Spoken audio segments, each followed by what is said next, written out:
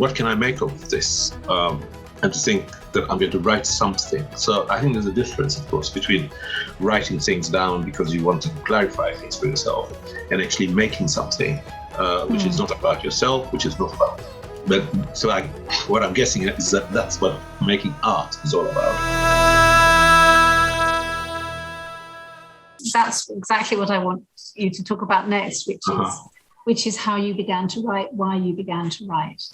Yeah, well, I have as I've said before, that I have always enjoyed writing as an activity from childhood. It just doesn't matter what. The teacher could come in and say, "Here's today, write a story about something boring, like what did you do in your holidays?" And somehow I bend my mind to it, and it would turn out to be something really interesting to me, anyway. So I've always enjoyed writing, and I found that during this period that I'm describing, I should also mention that the other problem with that time was a kind of incredible homesickness and kind of loneliness and estranged and that kind of thing. So I found writing about these things in a kind of confessional way, in a kind of way of addressing. I found it helpful. I found it helped me to disentangle things, to understand things. Even, sometimes writing about horrible things like that can actually be quite enjoyable too, in a way. But I found that I was doing this regularly, writing, and that doing so was giving me some relief from confusion and so on. But it took a while before I began to think, what can I make of this?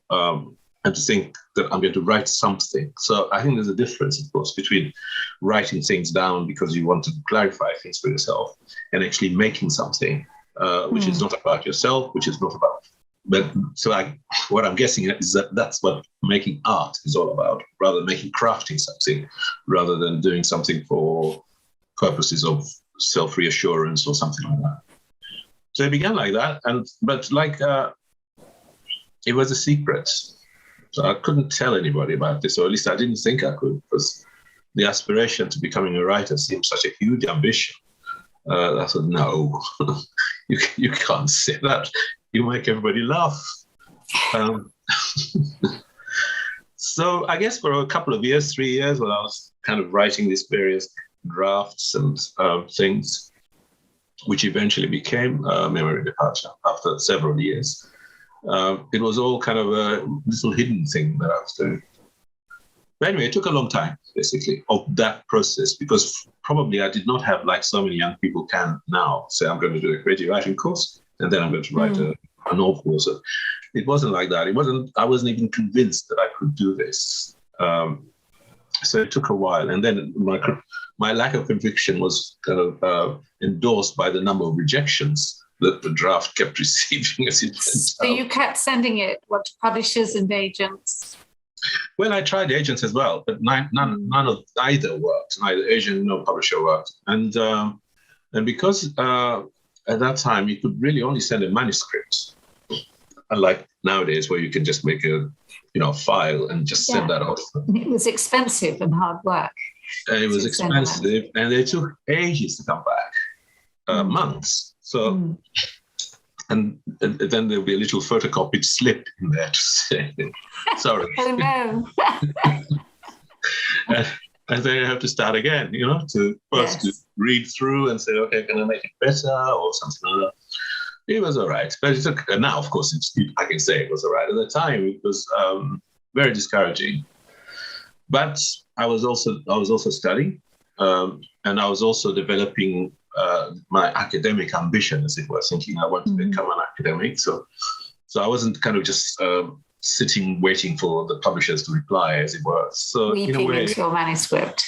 Yeah. So in a way, I was doing both things. As I was writing, I was doing my academic studying and writing my PhD and working on the novel and so on. Yes, and you've always had these parallel careers, and that's worked. I think it's quite unusual.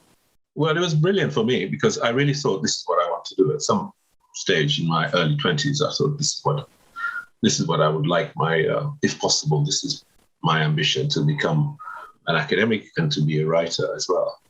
And so it's great because it worked out.